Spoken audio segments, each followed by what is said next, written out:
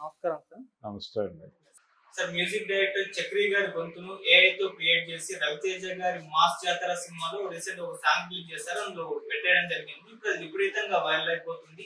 అయితే దీనికి సంబంధించి ఈ మధ్య కాలంలో ఏఐ యూసేజ్ కూడా పెరిగిపోవడం, సినిమాల్లో కూడా ఏఐని తీసుకురావడం చూస్తున్నాం సార్. మరి ఇప్పుడు సాంగ్ ఈ విధంగా ఏఐ తో క్రియేట్ చేయడం అంటే ఆయన చనిపోయారు కాబట్టి ఆయన అభిమానులు అయితే ఖుషి అయిపోతారు, కానీ ఫ్యూచర్ లో ఏమన్నా ఇబ్బంది పెట్టే ఛాన్స్ ఉందా? అంటే మ్యూజిక్ డైరెక్టర్ సింగర్స్ కి ఏమన్నా అవకాశాలు తగ్గే అవకాశం కనిపిస్తుందా సార్? మీ ఒపీనియన్? ఎక్స్ప్రెషన్స్ తీసుకురావటం అనేది కష్టమే. అంటే ఇలా వాడుకోవటానికి ఉపయోగపడుతుంది. ఇప్పుడు ఫుల్ లెంగ్త్ సినిమాలు తీస్తారు క్యారెక్టర్లు అంటే దివంగత మహానటులని టోటల్గా స్కాన్ చేసి వివిధ సినిమాల్లో వాళ్ళ హావభావాలని ప్రతి ఎక్స్ప్రెషన్ని క్యాప్చర్ చేసి వాటిని ప్రాపర్గా డిజైన్ చేసి కంప్యూటర్తో ఒక పాత నటుడితో ఫుల్ లెంగ్త్ సినిమా చేయొచ్చు అని కూడా ఏఐ గురించిన చర్చ మొదలైన తొలి రోజుల్లో వచ్చినటువంటి ఒక కంక్లూజన్. కానీ అంత ఈజీ కాదు అది. అంటే దానిలో ఆత్మని పలికించటం అనేది కష్టమే. క్రియేట్ చేయొచ్చు, అలా క్రియేట్ చేసి ఒక చిన్న ఉపన్యాసం లాంటిది చెప్పించారు. ఆ మధ్య మహానాడులో ఒక ప్రయత్నం చేశారు. వాళ్ళ మహానాయకుడిని క్రియేట్ చేసి ఆయనతో ప్రస్తుత జనరేషన్కి అవసరమైన ఆయన భావాలకు విరుద్ధమైన భావాలు కూడా మాట్లాడించారు. అలా ఏదో ఒక ప్రయత్నం జరిగింది, కానీ ఫుల్ లెంగ్త్ జరగదు, అందులో ఆత్మ పలకదు. యంత్రానికి మనిషికి ఉన్నటువంటి ఒక మౌలికమైనటువంటి తేడా ఆత్మ. ఆత్మ అంటే ఇన్ ది సెన్స్ వాళ్ళకి ఒక థాట్ ప్రాసెస్ ఉంటుంది మనిషికి, మెషిన్కి ఉండదు. దానికి దీనికి తేడా అదే. ఆ తేడా డెఫినెట్గా కనిపిస్తుంది. అందుకని ఇప్పుడు కీబోర్డులు ఎందుకు వాడరు? చాలామంది మ్యూజిక్ డైరెక్టర్లు కీబోర్డు మీద లాగిన్ చేయాలి అని అనుకుంటారు. కొంతమంది మ్యూజిక్ డైరెక్టర్లు కీబోర్డులను అవాయిడ్ చేస్తారు. ఎందుకు అవాయిడ్ చేస్తారు అంటే దీనిలోనే అన్ని శబ్దాలు పుడుతున్నాయి కదా, ఎందుకు వచ్చిన సమస్య అంటారు. కానీ దానివలన ఏం జరుగుతుంది? ఒకే ఇన్స్ట్రుమెంట్లో నుంచి అన్ని శబ్దాలు వస్తున్నాయనే విషయం అర్థమవుతూనే ఉంటుంది. కానీ దేని ప్రత్యేకత దానికి ఉండాలి అనుకునేవాడు దీని జోలికి వెళ్లకుండా ఇప్పుడు ఎందుకు లైవ్ ఆర్కెస్ట్రాలు పెట్టుకుంటున్నాడు ఇళయరాజా గారు? ఎందుకు పెట్టుకుంటున్నాడు అంటే ఆ క్లారిటీ కోసమే. కష్టమైన పాత పద్ధతిలోనే వెళదామని ఇప్పటికీ లైవ్ ఆర్కెస్ట్రా పెట్టుకునే చేసుకుంటున్నాడు ఆయన. ఈవెన్ స్టేజ్ షోస్ కూడా ఆయన లైవ్ ఆర్కెస్ట్రాలోనే చేసుకుంటున్నాడు. ఎక్కడా కూడా ఆయన కీబోర్డులు పెట్టి చేసిన సందర్భాలు లేవు. రెహమాన్ గారు కూడా లైవ్ ఆర్కెస్ట్రాతోనే యుద్ధం చేస్తున్నాడు ఇప్పటికీ. అందుకని దేని తేడా అంటే దీనిలో ఏదో అప్పుడప్పుడు కొన్ని క్రియేట్ చేయొచ్చు. ఇప్పుడు ఘంటసాల గారు పాడినట్టుగా ఏదో ఒక బిట్ క్రియేట్ చేయొచ్చు, కానీ ఆయన ముద్ర ఒకటి ఉంది. పద్యాలు పాడటంలో ఆయనది ఒక ప్రత్యేకమైన శైలి. ఆ ప్రత్యేకమైన శైలిని ఎవరు క్యాప్చర్ చేయలేరు. ఆయన ఒక్కొక్క పద్యాన్ని ఒక్కో సినిమాలో ఒక్కొక్క డిఫరెంట్ ఎక్స్ప్రెషన్లో పాడతాడు. అది ఏఐ వాళ్ళకి అయ్యే పని కాదు. ఆయన అలాంటి సింగర్స్ని రీక్రియేట్ చేయటం అనేది అయ్యే పని కాదు. ఆయన మేధస్సులో నుంచి పుట్టేటువంటి వ్యవహారం అది. అలాగే ఇళయరాజా లేకపోతే ఎంఎస్ విశ్వనాథన్, మహదేవన్ ఇలాంటి వాళ్ళు క్రియేట్ చేసేటువంటి ట్యూన్స్ వాళ్ళ మేధో మథనం నుంచి వచ్చేటువంటివి. అవి వాటిని కాపీ చేసి ఏదైనా చేయగలరు, కానీ వాళ్ళు ప్రతి సందర్భంలోనూ కొత్తగానే ప్రజెంట్ అయ్యేవాళ్ళు. ప్రతి సందర్భానికి కొత్తగానే ఉంటుంది. అది ఎక్కడ మొన్న పాడినట్టు ఈరోజు ఉండదు, ఈరోజు పాడినట్టు తర్వాత ఉండదు.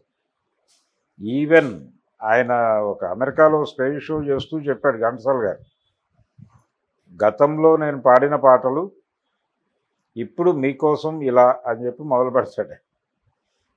అక్కడ చాలా మార్పులు చేసేస్తాడు ఆయన మ్యూజిక్ డైరెక్టర్ కూడా కావడం వలన.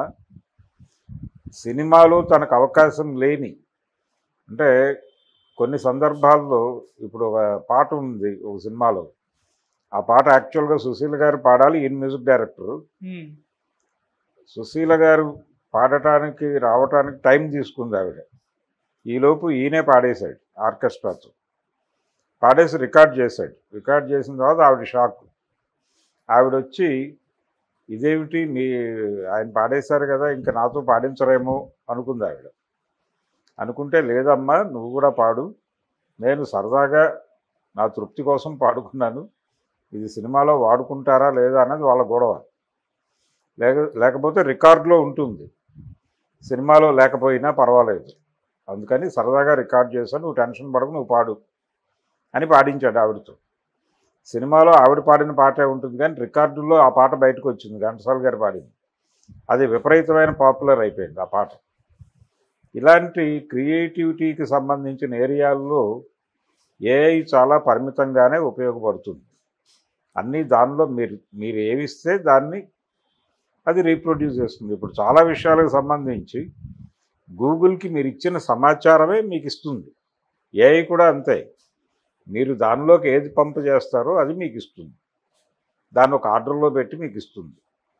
ఇప్పుడు ఎవరితోనైనా నటింపజేయాలంటే, ఒక క్యారెక్టర్ని క్రియేట్ చేయాలంటే, ఉదాహరణకు నాగభూషణం క్యారెక్టర్ని క్రియేట్ చేయాలనుకున్నారు, రీక్రియేట్ చేయాలనుకున్నారు. ఆయన టోటల్ అన్ని మూమెంట్స్ మీరు దానికి ఫీడ్ చేయాలి. చేసి ఆయన యాంగర్గా ఉంటాడు అని కొడితే యాంగర్ మూమెంట్స్ అన్నీ కలిపి ఒక అవుట్పుట్ ఇస్తుంది. ఆ అవుట్పుట్ తీసుకుని మీరు ఏదైనా చేయాలి. ఆయన కామెడీగా కావాలి అంటే కామెడీగా మీరు ఇచ్చినటువంటి మూమెంట్స్ అన్నీ ఓ దగ్గరికి తీసుకొచ్చి ఇస్తుంది. దానికి మీరు ఏదైనా డైలాగ్ జోడించుకోవాలి. దానివల్ల మీకు ఆత్మ కనిపించదు, అది చూడగానే అర్థమైపోతుంది ఇది కృతకముగా ఉన్నది అనే విషయం అర్థమవుతుంది. ఆ మధ్య ఎన్టీఆర్తో రాజమౌళి గారు చేసినటువంటి ఒక ప్రయోగం ఉంది కదా, యమదొంగ అనే సినిమా. దానిలో ఏఐ కాదు కానీ వాళ్ళు గ్రాఫిక్స్లోనే ఎన్టీఆర్ని తీసుకొచ్చారు. సీనియర్ ఎన్టీఆర్ని జూనియర్ ఎన్టీఆర్ని మ్యాచ్ చేసి ఒక పాట ఏదో డాన్స్ చేయించే ప్రయత్నం చేశారు. అలాగే అంతకుముందు ఒక వెంకటేష్ గారి సినిమాలో కూడా ఎన్టీఆర్ వెంకటేష్ కలిసి డ్యాన్స్ చేస్తున్నట్టు వాడారు. అది సరదాగా ఏదైనా బిట్ చూసుకోవడానికి బాగానే ఉంటుంది, కానీ టోటల్ క్యారెక్టర్ ఆయన్ని తీసుకొచ్చి చేయించడం అనేది అయ్యే పని కాదు. ఎందుకంటే ఆయన ఒక పాత్ర చేసినట్టు ఇంకో క్యారెక్టర్ చేయడు ఆయన. ఆ విషయం ఆడియన్స్కి తెలుసు. ఈ ఎక్స్ప్రెషన్ ఎక్కడిచ్చాడు ఆయన అనేది కూడా వీళ్ళకి అర్థమవుతుంది. అంటే అంతగా ఫాలో అయిపోతూ ఉంటారు కదా రెగ్యులర్గా రోజువారీ, ఎక్కడో చోట అది చూస్తారు ఆ వీడియో. ఈ ఎక్స్ప్రెషన్ వాళ్ళు బలానా అమ్మగోళ సినిమా నుంచి పట్టుకొచ్చారు. ఇప్పుడు వాళ్ళు వాడినటువంటి ఆ 2-3 పాటల్లోనే ఆ బిట్లు ఎక్కడి నుంచి తీసుకొచ్చారో జనాలకు తెలుసు. యమదొంగ సినిమాలో వాడిన బిట్ ఎక్కడి నుంచి పట్టుకొచ్చారో తెలుసు.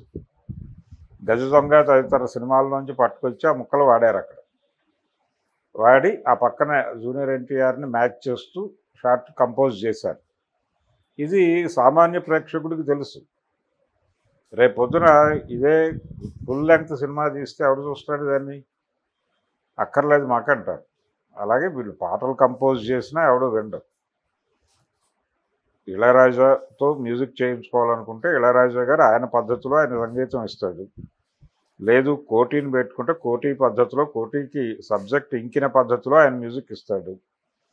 మీకు క్లారిటీ కావాలంటే లైవ్ ఆర్కెస్ట్రా పెట్టి రికార్డ్ చేసి ఇస్తారు. సింగర్స్కి వాళ్ళకి ఇలాంటి ఎక్స్ప్రెషన్స్ చిన్నవి ఏవైనా ఉంటాయి. ఇప్పుడు సపోజ్ స్మైలింగ్ ఇలాంటివి ఉంటాయి కొన్ని బిట్లు, అవి క్రియేట్ చేసుకోవచ్చు. ఇప్పుడు రామోల గారు ఆ రోజుల్లో ఈ నవ్వులకు సంబంధించి సినిమా పాటల్లో నవ్వులకు సంబంధించి, అలాగే ఈ చిన్న మూలుగులు ఇలాంటివి, నిట్టూర్పులు ఇలాంటి ఎఫెక్ట్స్ అన్నిటి కోసం రమోలా అని ఒక సింగర్ని వాడేవారు. ఆవిడ రకరకాల ఎక్స్ప్రెషన్స్ ఇచ్చేది గొంతులో. అవన్నీ ఏఐలో క్యాప్చర్ చేసుకుని అవి వాడుకోవచ్చు ఎవరైనా. వాడినప్పుడు ఆవిడ వారసులు ఎవరైనా వింటే కేసేస్తే మళ్ళీ మీరు చెల్లించాల్సి ఉంటుంది. అది జరిగింది ఆల్రెడీ. బాలసుబ్రహ్మణ్యం గారి గొంతు వాడారు ఏది తెలుగులో ఒక సినిమాకి, క్రీడాకోలాకి. వాడినప్పుడు వాళ్ళ అబ్బాయి చరణ్ నోటీస్ ఇచ్చాడు. ఇచ్చినప్పుడు ఆయనకి ఏదో సర్దుబాటు చేసుకున్నారు వీళ్ళు. ఇది జరుగుతుంది. అంటే ఇలా వాడేస్తే సింగర్స్కి ఇబ్బంది కదా, అందుకని నేను కేసేసానని ఏదో సింగర్స్ తరఫున మాట్లాడుతున్నట్టుగా చరణ్ మాట్లాడాడు. ఇప్పుడు చక్రీ వాయిస్ వాడారు. చక్రీ వాయిస్కి సంబంధించి ఎవరైనా కేసు వేస్తే అది కూడా ఇదే. ఇప్పుడు ఇళయరాజా గారు ఆయన పాత పాటలు వాడారని కేసులు వేస్తున్నాడు. అవును. ఆయన గొంతు వాడితే ఏమిటి పరిస్థితి? అందుకని ఇది ఏదైనా ప్రమాదకరమే. అందుకని దాని దగ్గరికి వెళ్ళటం కన్నా కూడా వీళ్ళు శుభ్రంగా గాయకుల్ని పిలిపించుకుని పాడించుకోవడం బెటర్. ఇప్పుడు గతంలో అంత కష్టం లేదు. గతంలో ఒకే మైకు దగ్గర అందరినీ కూర్చోబెట్టి పాడించుకునేవాళ్ళు. ఆ తర్వాత ఎవరి మైకులు వారికి వచ్చినాయి. ఇప్పుడు ఎవరు వారి పద్ధతిలో వారు వచ్చి వారికి కుదిరిన సమయంలో వారు పాడి వెళ్ళిపోవచ్చు. తర్వాత సింగర్ తర్వాత వచ్చి పాడవచ్చు. వాటిని మ్యాచ్ చేసి కంప్యూటర్లో ఏదో ఒక అవుట్పుట్ ఇస్తున్నారు. అలాగే మ్యూజిక్కి సంబంధించి అన్ని ఎక్స్ప్రెషన్స్ ఆ కీబోర్డ్లో కొట్టేస్తున్నారు. ఎవరో కొంతమంది కావాలని లైవ్ ఆర్కెస్ట్రా జోలికి వెళ్తున్నారు. కాబట్టి ఏదైనా